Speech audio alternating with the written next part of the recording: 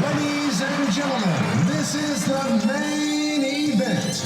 Fight fans worldwide, you tuned into the #1 undisputed boxing podcast today. This is the Boxing Breakdown.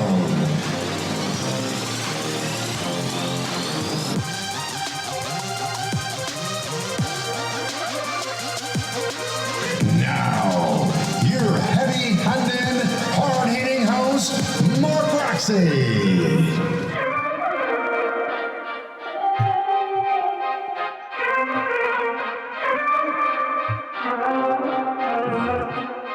What's up, and welcome to another edition of the Boxing Breakdown. I'm your host, Mark Roxey, and I am here with my partner in crime, Mr. Harold Hunt.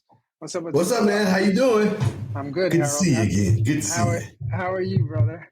I'm happy, man. Ready to roll, boy. I know you are, man. I know you are. I am too. And you know what? We got an action-packed podcast to talk about. We've got so much stuff to talk about, and I am so excited to be with you. So if you're listening on Apple Podcasts, Google Podcasts, wherever you get your podcasts, thanks for being with us. And if you are watching us on YouTube, don't forget to hit the like and subscribe and the notifications. We really, really appreciate it. Thank you so much. And so Harold, we got some stuff to talk about in boxing, man. Let's start off, man. You called me in a rage. You had so much you wanted to say about, the last couple of weeks. We've been off for, the holidays, and New Year's has come and gone, and here we are in 2024. And, we last year we pushed our boxing podcast community up by 12%, Harold. We have grown our followers by 12%, and that's a real 12%, nice and big and robust. And yeah, man, I'm looking for, maybe another 12% this year. It's going to be pretty awesome. And let's talk about Tony Weeks, man. Very seldom do we talk about these, Hall of Fame referees, or soon to be Hall of Fame referees, that actually end up popping up in boxing news, and that's exactly what we're talking about right now. So what you got on this subject, Harold? Well, there's two sides of this whole situation. You have the public sees one way, and us professionals, we see it another way, and it's a whole different situation. But for the fight fans, of course, you've seen this or you have not seen it. 20 Weeks stopped the fight because the other gentleman was getting hit, and to me, he wasn't getting hit clean. But I'm not a referee, and the fight was stopped. I think, he may get some heat from it from people who don't really know how things really work in that situation, and that's the public. And the public does not listen to logic when it comes to this. So they're spewing venom at him right now. Yeah, but Mark has a different understanding, as I do now, with the proper understanding that it is warranted to a point. So right now, he's the bad guy. Well, I mean, Harold, you said a couple of things there in your intro there. Number one, I don't think that Tony Weeks is the bad guy. I think he's just a good ref. I think he did what in the public's eye, he's a bad guy. In the public's eye, he's a bad guy right now. Yeah, well, he stopped it too early. That's where they are right now. No, logic is not registering. Okay. The public. The thing about when you talk about refs and officials, you can look at it from both sides, and I think the boxing community has to know that it doesn't really matter what the fans think. If you're a judge or you're an official, your concern is not with the audience. Or the fans. Your concern is you have one paramount concern, and that is the safety and well-being of the fighters in the ring. And that is the number one concern as a ref. And it's just, it's very, very clear cut that way. And I think good referees, and Tony Weeks certainly would be considered a good referee, I think you have to understand that his call, the way I see it, his call was made based on, a fighter not defending themselves and receiving, I believe it was over 10 blows unanswered. And I think you have to, at that point, wonder what's happening to, said fighter in the ring. And does this warrant a stoppage? If your fighter's not fighting back, the referee has two choices: let the fight continue or stop. Okay. Fans drive the sport. It only is there because the fans have a taste for it. Yeah. If they want to say that they feel like it was stopped incorrectly, what have you, let the fans have it. They're the ones making this commerce go around. Right. I'm not saying that what they're saying is correct or whatever, right. But it is still a show. Yes. And I'm not saying compromising anyone's health for it, but if the fans want to say that he's trash right now, that's what they get. They have the auspices to do so. Right. But I don't think he get the information as you go along and what have you. And then right now, and it's fun to hate. He's a bad guy, because that's what the public is doing. The boxing public is. Right. So your point is on point, noble, and all that. But right now, as the fans are still like, I don't care. Right. No, I mean, I don't know what to say at that point. That's the part I'm coming to you with. The fans I'm pissed. I don't like it. Yeah, I mean, the fans are pissed regardless, no matter what happens. Let them be pissed. Let them enjoy the situation. Listen, Harold, fans, we know this. Anybody who's in boxing knows fans are fickle, man.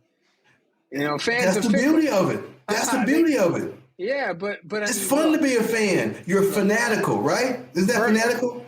Virgil Ortiz was he had an interview after the fight, and they asked him. They said, what did you think of the stoppage? Obviously, Virgil Ortiz would be happy to get a knockout, a knockout on his return into the boxing. Yeah. He needed that. He needed a knockout. So at the end of the day, he had him where he wanted him. There was nothing good that was going to come after that. If you've been in this sport and you watched it long enough, you see that position of the fighter up against the ropes, covering up like that. It's not going to end very good after that. He needed the optics.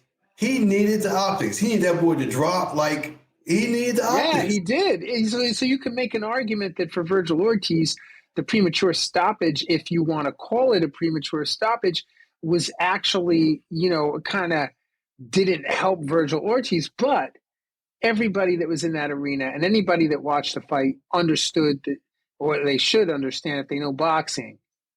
Now he got to fight in March. What, 3 months? They're throwing him in right away because he didn't get any work. Right. Well, that's how you want it.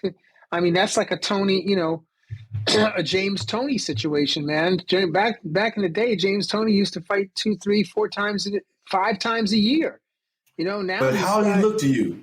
Yeah. No, I want to go. Yeah, go ahead. Yeah, that's okay, Harold. That's okay. I thought he looked good. I mean, I thought he looked solid. You could tell he had a good camp.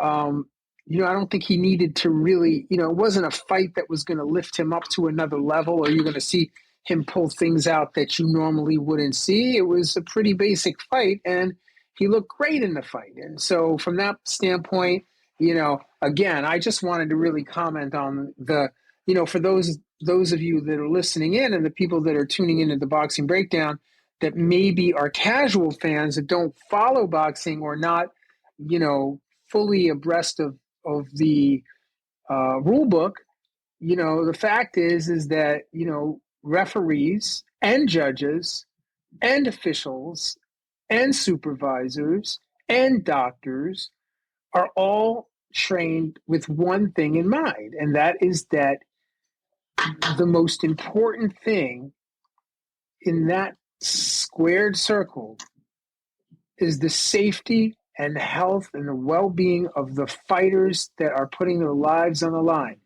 So I would rather stop, and this is a very, very famous quote in boxing official land. I would rather stop one fight too soon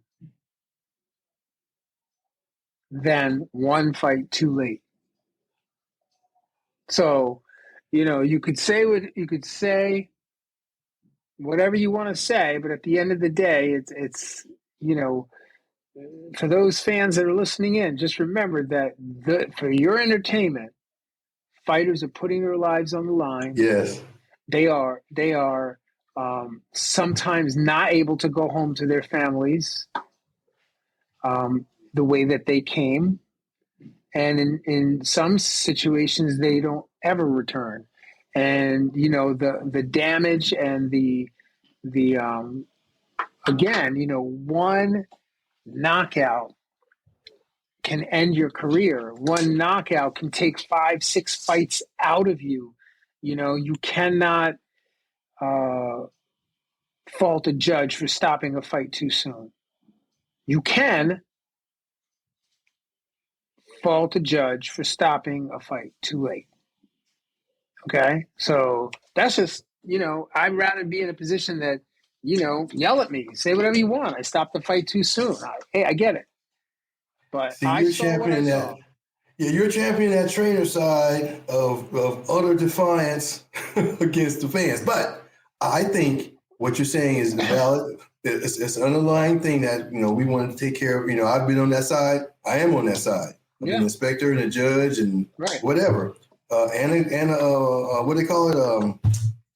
Supervisor. So I think it's great that, the fans get my side, not my side, but I represent the fan side. Now, I like what Tony Weeks did. He did it properly, no doubt. But I'm just saying, I'm a pundit for the fans right now. But I get it. I'm with you on that, of course. But it's just interesting to have a different opinion on it.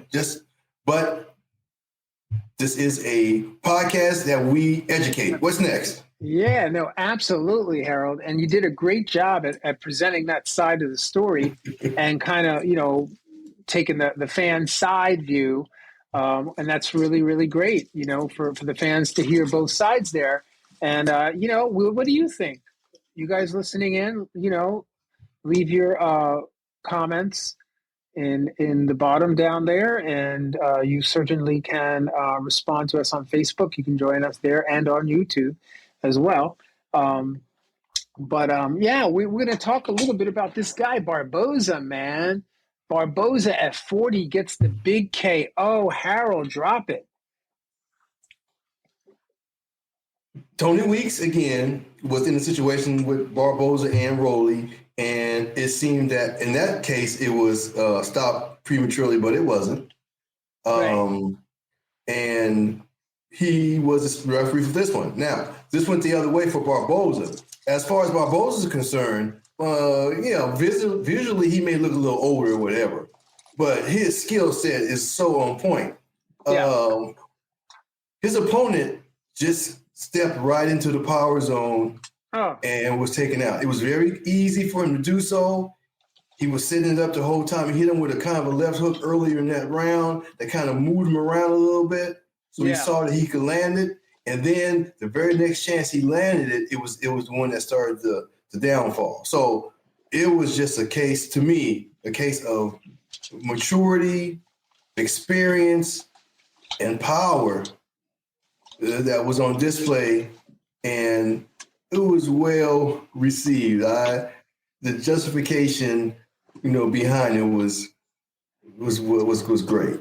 Yeah, no, I mean, it's, what I want to talk about here? Because, everybody saw the fight. We can just, glance on this topic a little bit. But I just think it's quite miraculous that a 40-year-old underdog comes into the ring and scores that kind of a KO for his life and for his career. We talk about this all the time, how one punch can just change the trajectory of your entire career, one punch. And I think so many boxers out there, people don't understand why boxers do what they do, but they talk about this boxer's, a puncher's chance, if you will, right? This is a perfect example of a guy who comes into the ring, not really expected to win because he wasn't the favorite, I don't believe. But his knockout ratio was high. He always gets them out. He only lost twice. He got 23 knockouts. He's a legitimate power puncher. And then, as they say, what? Power is the last to... It is the last thing to go, for sure. And with a guy like that, a solid fighter like that, you don't know what to expect. I think it's a must-see TV for sure. And I think there's going to be a lot more for him, a lot more opportunities for him to, to put on display his work because he did such an amazing job, And cash in as you, he at least got 2 good fights with good numbers. Win or lose. No doubt. And, with a KO like that, at 40 years old, just the fact that he's 40, you know how many older men and, blue collar, white collar folks are going to come out and see this guy just for the fact that he's, 40 years old and he's just ladies too, laying people out. Yes. He's like an anomaly. So I'm impressed. I'm impressed by how he looks. I'm impressed by how he works, how he punches, and the results. It's just very impressive. I mean, his face is what it is, but his movement in the ring with the Rolly fight, I wasn't like he's old man and all. I didn't see all that. I just saw that, he was being, I didn't see, I wasn't swayed by the cosmetics at all. And this time I was really more impressed because he just ran this boy right into it. Yeah, he really did. And, it's interesting. This guy has don't get mad at me, Barboso, okay? Don't come after me, all right? But you do have a face that only a mother can love. I mean, bro, you are mean. This is 24. Bro. You guys embrace all. No, he's a mean looking dude, bro. You would not want to listen. Could you imagine being in the ring with him? He's a mean looking dude, man. That's all I'm saying. He's got that pit bull. Like, that's a face only a mother can love. That's all I'm saying. Yeah, because when he broke into a smile, it was a quiet departure from his, his game face. Yeah. But he's been through a lot, though, dude. We don't want to get all sentimental and crap. But, hey, he got restitution, didn't he? He sure get did. it. Gotta love it, man. You gotta love it. We live in a great country, don't we? We live in a great country. If a guy can do that, come on, man. To quote one of the greatest promoters, only in America. Only in America. Yes, Mr. Don King. Absolutely. What's up, Don King? All right, so let's move on, Harold. Let's move on to this topic. So I don't know what you guys are thinking or what your feeling is about this, but I saw the last fight with Wilder, and I just want to know what you think. Do you think he's lost his drive? You think Wilder's lost it? What do you think, Harold? Wilder is his age is getting up there. We're not saying he's old, but he's done very well financially.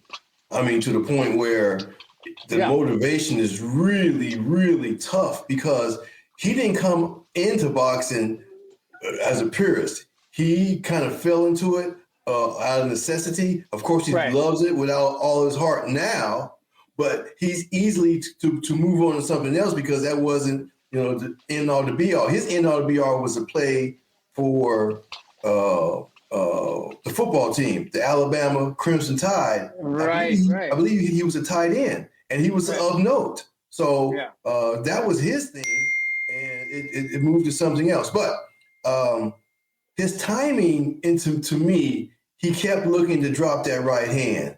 And De La Hoya lost his timing when he fought Floyd.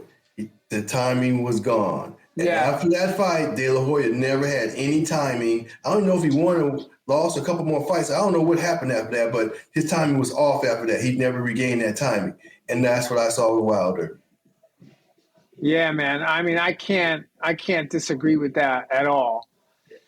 I mean, I think that Wilder, I don't think I've ever seen a performance like that from Wilder. I've seen some sloppiness, but that particular performance was just,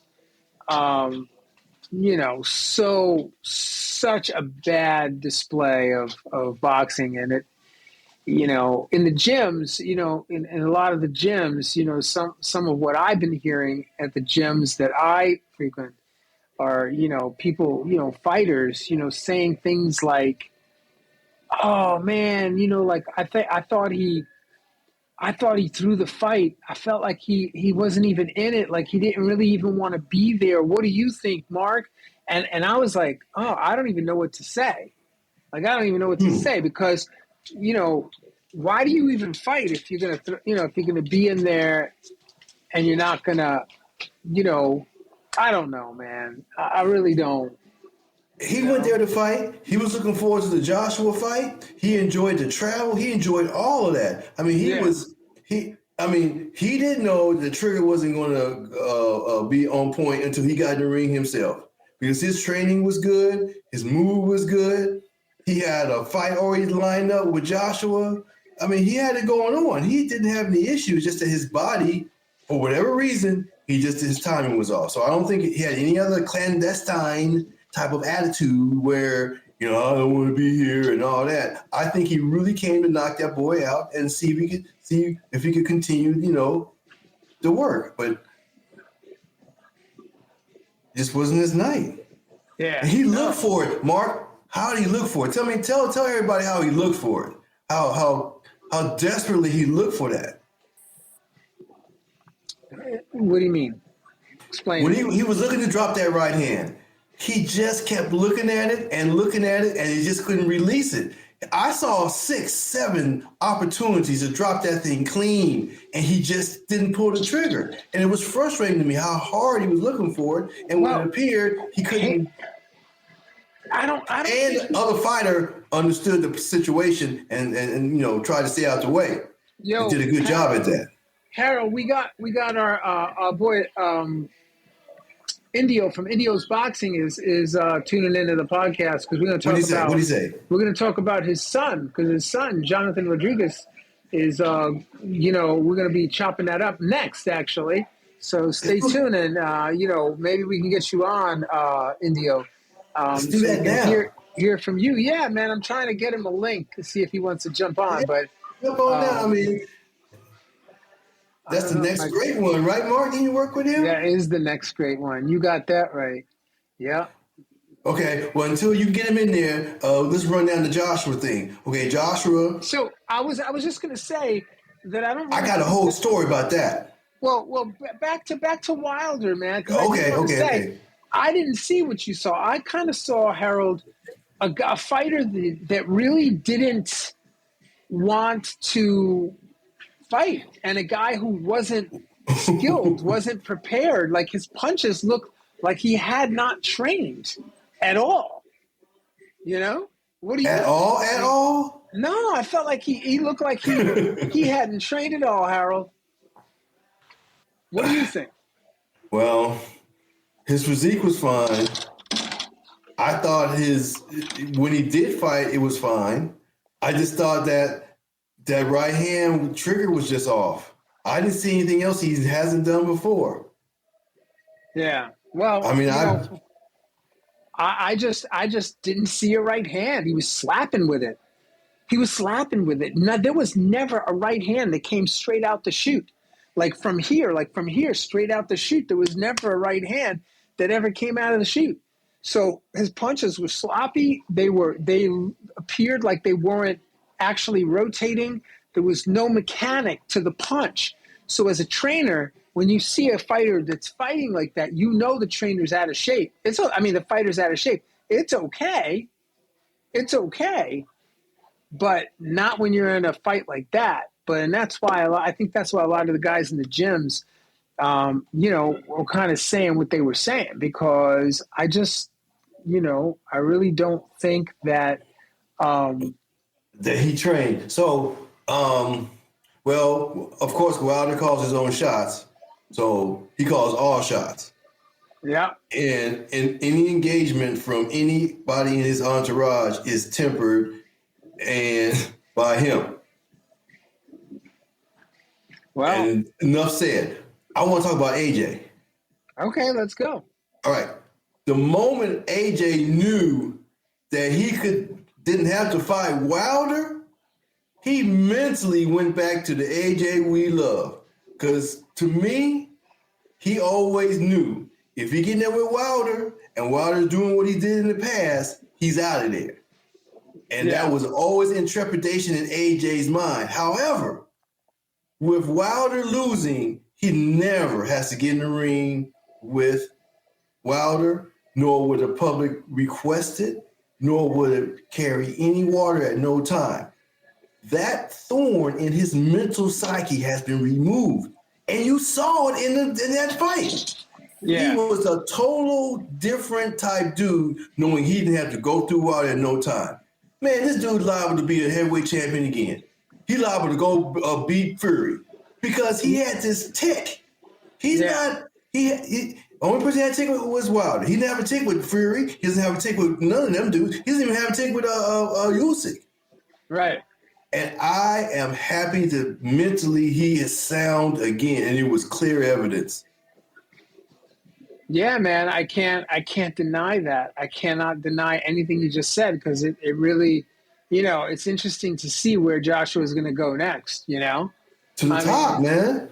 To the top. Well, we're going to have to see. There's some guys that I've been looking at that look like they're going to give Joshua a little run for his money, but I don't know if those fights will ever be made. But there's some guys in the pipeline that I've been looking at for quite a while that I, kind of scratching my head at. Wow, these guys are really good. So, well, he's not going to touch them. He's going to touch the ones that are. He's not going to touch them. Why? But I'm talking about if he can keep in the mix. But I'm just saying mentally he's on point. That's all I'm saying. And to see him with that mental firmness is good to see. Mentally, he's definitely sharp. There's no question. He's right. Yeah, he's right in the window now. There's no mental, illness. There's no mental inaccuracy. He's definitely focused on what he's trying to do. He knows what the job is. He knows what he has to do to get where he wants to go, and that's what's up. Hey. So Jonathan Rodriguez. Yeah, man, we're gonna take a quick little departure here, man, because we got. Boy, I saw you, boy. I saw you out there. Yeah. I saw you. I see you. Thank you. I watched that fight about 3 times. Yo. Thank you. I appreciate that. I didn't even know Mark was working with you. I didn't even know. We were just talking. He said, well, that's my guy. I said, what you teach him? I said, what you teach him? And he said he taught you something about coming up, whatever he said, but he was very clean on what he taught you, and you displayed that. So that's good stuff, man. Yeah. Thank you. Appreciate it. No, listen, this kid, first of all, for those of you tuning in, welcome to the broadcast, Jonathan Rodriguez, Bethlehem, Pennsylvania, from Puerto Rico, who's the WBA champion, and this is our guy. He's here right now. It's a pleasure to have you on the Boxing Breakdown. Yes. What's up? Thank you for having me. Actually, the pleasure's all mine. Being here. Yo, listen, I would have done a whole. I actually want to for the fans. I do want to come back and have you on at a future date too, because I want people to really know who you are from the beginning. Like I know you, right? So for full disclosure, anybody who's watching the Boxing Breakdown, this is my guy, right? This is spam for me, right? So, just watching you elevate and watching you go to where you're going and, what you have accomplished and from the amateurs is just astounding. And to be a part of it, to be a small part of it, and just to be, with you and have the opportunity to have worked with you is a pleasure of mine, but more importantly, to watch where you're going and where you and your pops have, the struggles and all of the challenges that the team has gone through over the years, and to see where you're elevating to is absolutely astounding, and it's beautiful, and it's amazing. And I just wondered, obviously I have that passion for you, but what are your feelings about what's going on, man? To be honest, like right now it seems like surreal, everything I've accomplished in the pros, because in the amateurs I didn't really accomplish anything like that.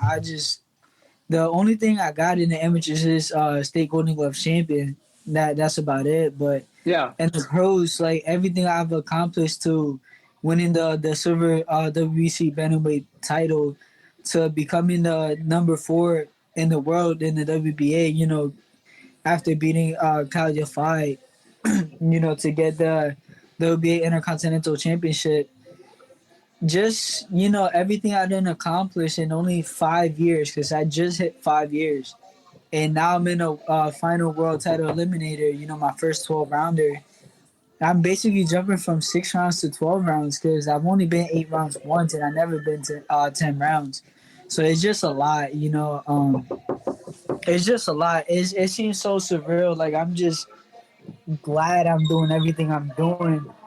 And along with you and my dad too, because I did get to work with you a few times too, and I've actually been telling you to come back too, to pass through it. As you can see, we was on the phone after my last fight and everything, and I told you. But it's just like I said, it just seems so surreal. Everything I have accomplished in only just 5 years. Yeah, man, and you got a fan-friendly style, boy. I like your style. I mean, a knockout is imminent, or the skill set is imminent. Is you're exciting to watch. You're fun to watch. You can win, but you're fun to watch, and I appreciate that just from my standpoint. And I don't know you other than you're the champion, but when I have seen you, I enjoy the way your work, man. I mean, you're two-handed, and you got it on. Hey, man, I just like the way you fight, man. You're fun to watch, man. Thank you. For you to move from 12. I think your style obviously can handle that easily. Listen, come on. First of all, a couple things, okay? The number one is I will be back. For those of you that don't know, I was involved in a flood a couple years back, and pretty much my entire business was destroyed. I spent the last 2.5 years rebuilding my operations from the ground up. And what it took me 28 years to do, I've done in 2 years. And so I've been so focused on that and trying to get that right. Jonathan's right. The last fight we did was that one. The last fight we did together was the fight in Top Rank at the MGM. But, I've been at the camp, and I've been at the gym training you and being with you over the years. And I do intend on getting back there. So listen, just know that I'm with you. I was there a couple months ago for your a couple of sparring sessions you had just prior to the fight. Yeah, that was like a week. That was like the farewell training. Yeah, it was the last sparring before we shut down camp, and I was there, and you were blazing, and we had the conversation. We talked about what we talked about, and you had been well prepared. Your father, at the helm of your camp. Those of you that don't know Antonio Rodriguez, you should know him, but he's a wonderful trainer, and more importantly, an amazing dad. And he had you well tuned up for that fight. And yeah, Mark, you are excited. Yeah, that boy right there said, "I want you to come back." Boy, look at you just gushing. You gushing. I don't care. You gushing. This last camp, it was a hard camp, and I was glad to see him. In the last sparring. And yeah, it's just been a lot of hard. I can feel you guys' bond. I can feel your bond. I can feel your bond. You know, it's been a lot of hard work with my uncle Louis Melendez, Indio, you know, my dad and everything. And hey, when I seen him walk through the door, I was like, hold on, no way. Yeah, no. Yeah, I'm coming. Listen, all your father has to do is call me and tell me when he needs me there, and I'm there. He knows when he calls me, I'm there. But if he doesn't call me, it's because I know he's got it under control. But when he calls me, and he knows that, and if he's not there, he's going to listen to this back, and he knows where to find me. He knows when he needs me, I'm there. All you got to do is call, Absolutely. bro. Okay, champion. I got a question. All right. How did you apply what you needed to do in that fight? Did you have a particular game plan, or did you want to see what he had, or you knew you were just superior and whatever he had that you would solve it? Cause to be honest with you, me and my uncle Louis and Indio, we sat down and we started watching tape. And you know, I didn't watch that man, like, even before the fight even was brought up. I used to watch the fight with him and Roman Gonzalez a lot. I used to watch it a lot, you know, because I like Chocolatito, you know, like I like watching them fight. So I used to watch that fight a lot between both of them. And then when the name came up, I was like, yo, take it. You know, like I didn't even think of it twice. I was just like, yo, take the fight. Yeah. You know, fight. And then my dad was telling me, like, yo, you know, this isn't just a fight. We're talking about a former world champion and the 2008 Olympian. I was like, yeah, I get that. But take the fight. Like, you know, like, whatever, like, I just seen it as, like, he done already been at the top, you know. It's my turn now, you know. So going into that fight, you know, just me knowing, like, his background and everything, his caliber of a fighter, because I'm not gonna lie, you know, he's a great fighter. And you know, I didn't take anything away from him. I expected to go the whole 10 rounds. Really? Yeah, you know, like, I got ready all around the board. I could have probably did 12 rounds that night. Did he surprise you? Anything that he did that, of course, you handled easily, anything he did that surprised you? Whether it be a switching stance or a stamp, whatever it was. What was it? Or not? He just kept getting back up. Like, he showed like a true warrior's heart. Like, you know, he kept getting back up. And in between one of those exchanges that we had, he threw a hook. You know, I didn't think of anything, but, you know, just the fact that he was hurt and he was still letting his hands go as he was hurt. I was like, oh, okay, so now I gotta watch it. But, you know, it wasn't soon after that you know, I was able to get him out of there. But, you know, like any other champion, you know, he deserves his respect. He had a great career. You know, I knew going into that fight, fighting a world champion is no easy task. No matter how easy I made it seem, it was more to what you guys saw. It was way more than just that. You know, it was my mental. I had to get ready for that. You know, mentally, I said yeah to the fight right away. But, you know, like, we got to be honest here. Like, he was a world champion. So, not that I had my doubts, but I was like, all right, I'm in a fight now. You know, like, this is it. Boy, that resume is fat now, boy. Ooh, gonna get fatter and fatter and fatter. Hey, well, no, you know, as long as I keep my head down, you know, just let God do what He does. Yeah, I could. That's the man right there. Yeah. And you know, Harold, the one thing about Jonathan, and for those of you tuning in, one of the things that has always struck me about Jonathan, it's not just this particular fight and the one he just had. The temperament and the humbleness and the attention to God has been there from day one. That's not new. That's not, oh, I'm a world champion and now I'm this. This is how this young man's been from the very beginning. And I've had the pleasure of watching it. So, you know, I think for those of you that are tuning in, what you want to do is you want to take a look at Jonathan Rodriguez and his trajectory. And, you know, that's why I said I want to do a podcast just about you and your life and how you got where you got, and where you are today is a byproduct of all the struggles and everything you've been through your entire life. And the world's gonna know about that for sure, because I know DAZN and the folks at Matchroom and Eddie Hearn are going to unfold that as the coming months and years come. But the thing is that this is not a person that just appears to be on that trajectory. This is someone who's grind in the gym every single day of every single month, even on Christmas Day, even on Thanksgiving morning, even on every day in the gym.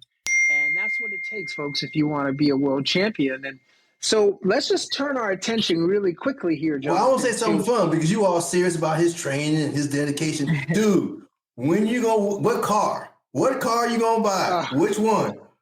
What are you looking at?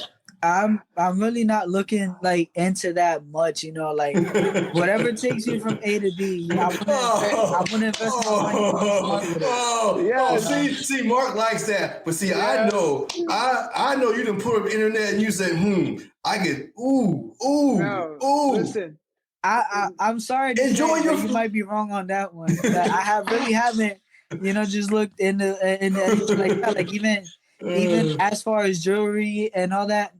No, look, don't have anything, Yeah, No, but the car is nice though. The car is just ride. It is. It's not bling bling. It's I accomplished this. Yeah, it is, but it's not my priority right now. I know. I want to hear you say Lamborghini or something. No.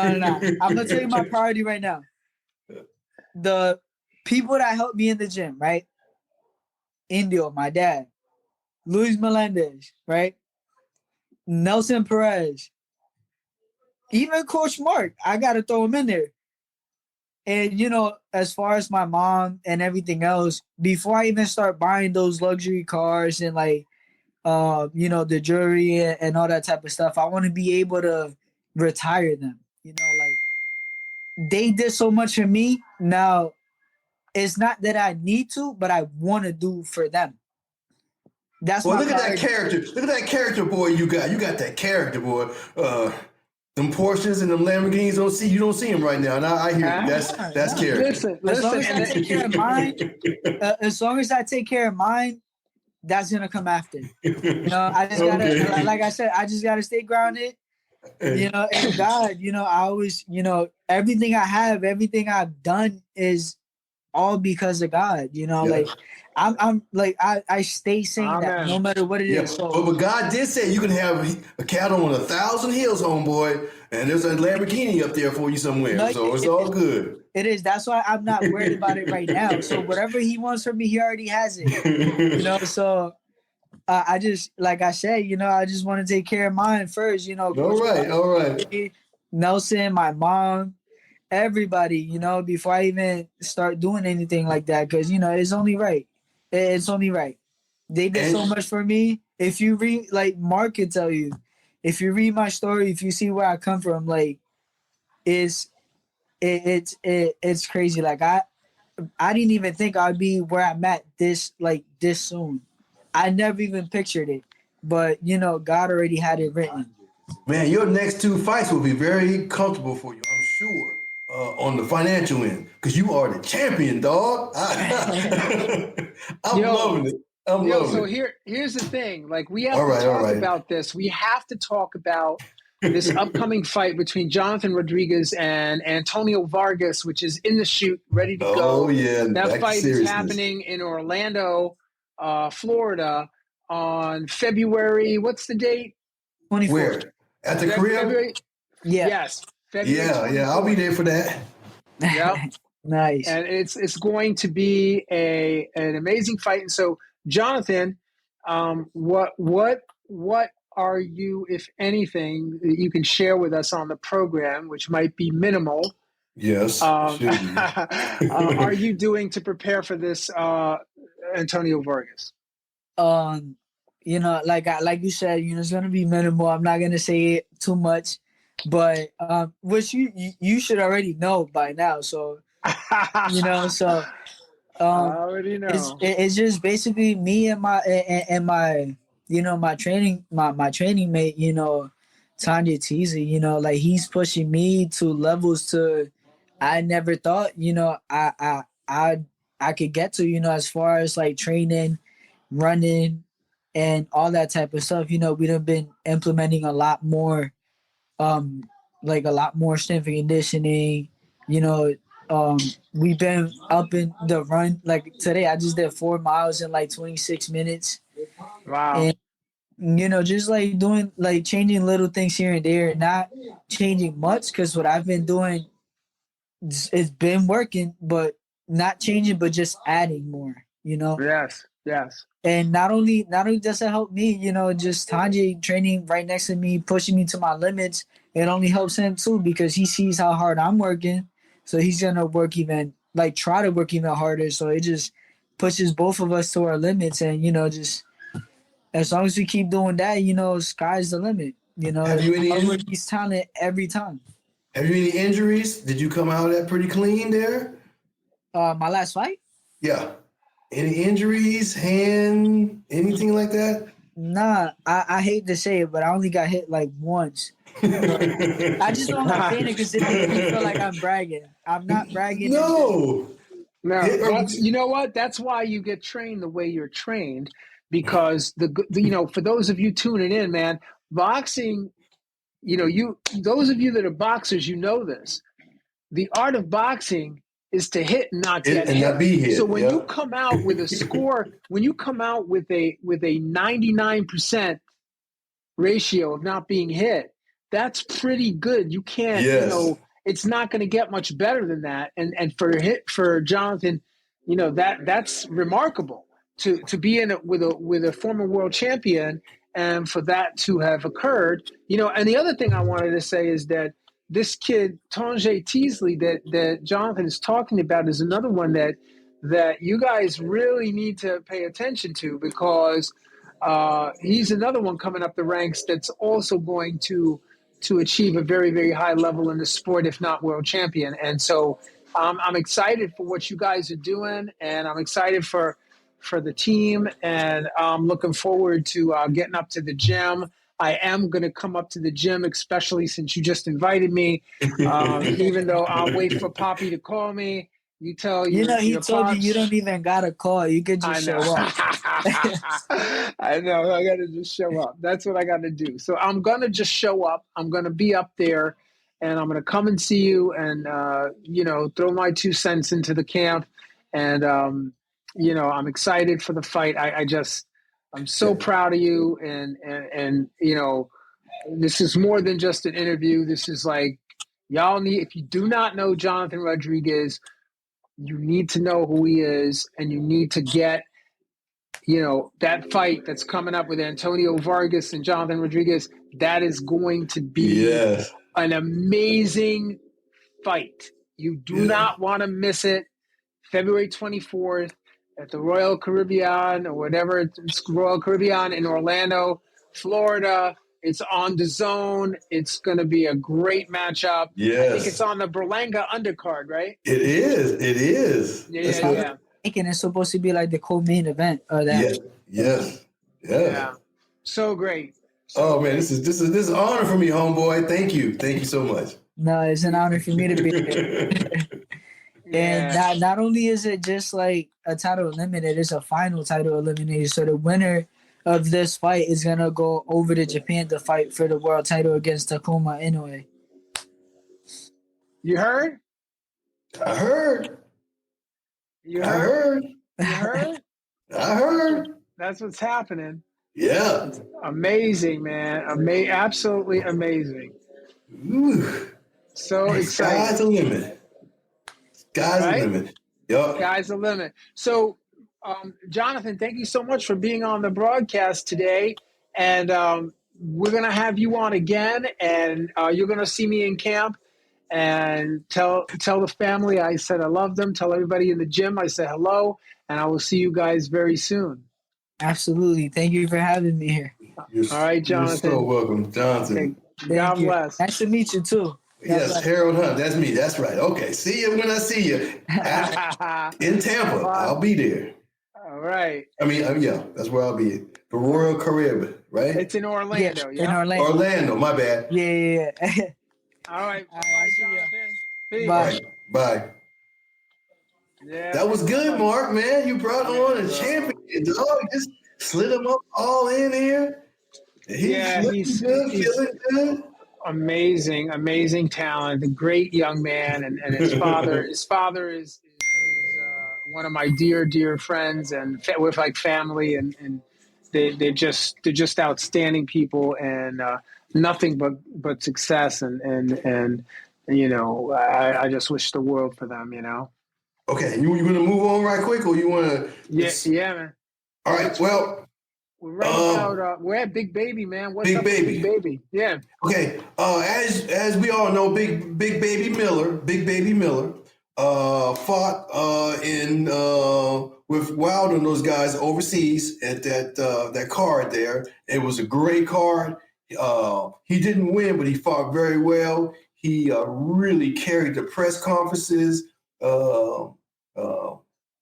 He really did a great job at the weigh-ins, the press conferences, the before the fight, the humbleness after the fight.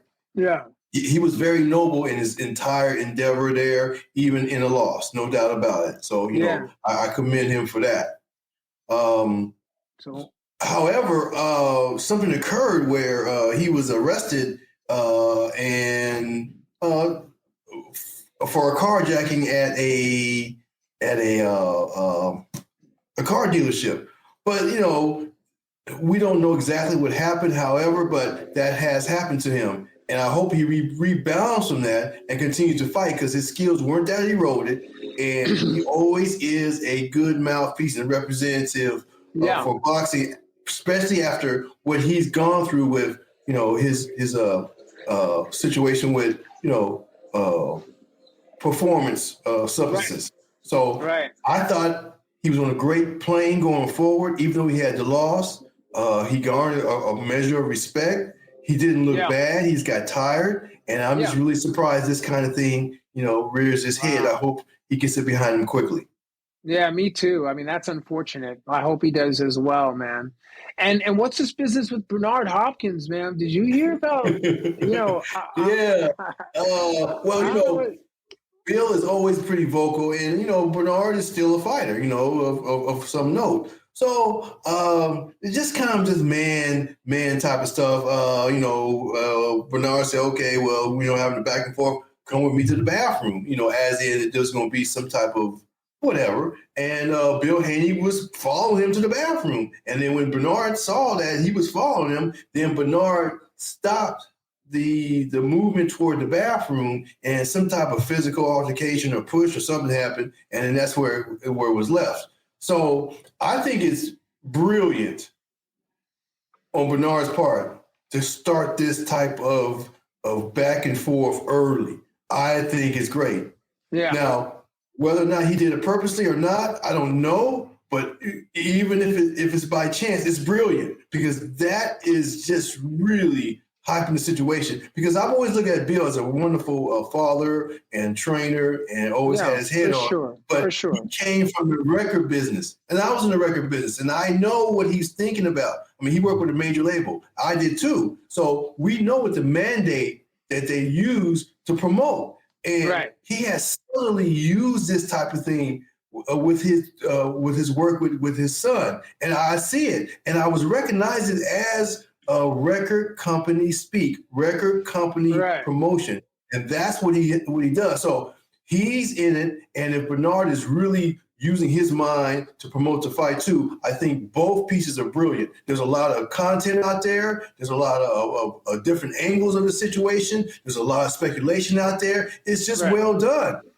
Yeah, no doubt. I mean, I thought, you know, it appeared to me that Bill Haney was actually provoking Hopkins in a very subtle way. So it was kind of interesting how I read into what was going on there. But, you know, nevertheless, you know, bad press is good press in that case. And, you know, there's going to be, a lot more to come from that, you know. Yes, Down the line, man. There's going to be a lot more to come, and listen, Harold, it's been a great. Isn't it beautiful? That's beautiful. It's just beautiful. It is beautiful, and you know. Anyway, it's been wonderful being with you. Thank you for tuning in. We're right about an hour into the broadcast. Thank you for listening to the Boxing Breakdown. Thank you for being with us. You can follow us on Facebook, of course, right? You know that. You can get us on our YouTube channel at The Boxing Breakdown. You can also find us on Instagram at The Boxing Breakdown. And I just said Facebook, and you also got us on LinkedIn right there. So we are on every podcast platform, including Spotify, Apple Podcasts, Google Podcasts, SoundCloud, you name it, we're there. So go download our podcast. Tune in to the over 110 episodes that Harold and I have done. And, you know, more to come. We're excited for 2024. And there's going to be amazing. Another good year. I'm hoping we're going to have as good of a year as we had last year for sure. And until next time, man, peace and love. And we'll see you guys on the next episode of the Boxing Breakdown. Peace and love. Peace out. Yes.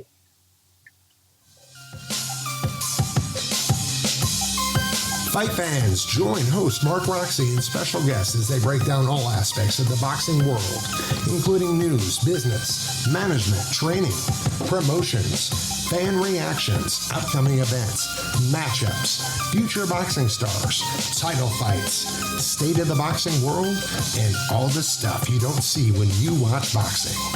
This podcast is released each week on Thursday at 8 p.m. Eastern Standard Time. Live streamed on YouTube, Instagram, and Facebook Live. It's the Boxing Breakdown, hosted by Mark Roxey.